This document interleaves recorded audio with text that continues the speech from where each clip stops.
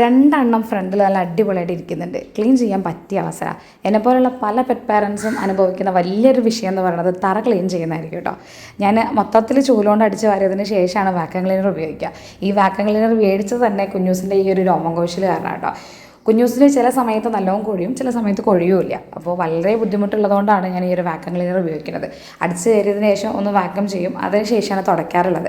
തുടയ്ക്കാൻ കോലെടുത്തപ്പോഴേക്ക് ഇതാ ആളകത്ത് കയറി സൈഡിൽ കിടപ്പായി. ഒന്നും നോക്കിയില്ല, നേരെ വടിയെടുത്ത് പുറത്തേക്ക് ആട്ടി കേട്ടോ. പുറത്തേക്ക് വന്നപ്പോൾ ഈശ്വര ഞാൻ അറിയാതെ വന്നതല്ലേ എന്നുള്ളൊരു ഭാവത്തിൽ ഇങ്ങനെ ഇരുന്നു. പേടിപ്പിച്ചില്ലെങ്കിൽ ശരിയാവില്ല. ഒന്ന് തലോടിയപ്പോൾ ഇപ്പോൾ ഒരാൾ മാത്രം തലോടാൻ പറ്റാത്ത അവസ്ഥയല്ലേ, മറ്റേ ആളെയും തലോടി. പിന്നെ ആളിൻ്റെ പിന്നാലെ വരുന്ന കണ്ടപ്പോൾ ചൂരിലൊന്ന് എടുത്തപ്പോൾ ആളൊന്ന് കിടന്നു വന്നു കേട്ടോ. ഞാൻ ആ ചൂരിൽ ഉപയോഗിച്ചിട്ടൊന്ന് തഴുകി കൊടുത്തപ്പോൾ രണ്ടാൾ ഉറക്കത്തിലേക്ക് പോവാണ്. മോയിട്ടും ഓൾറെഡി ഉറങ്ങാനുള്ള പരിപാടിയാണ്.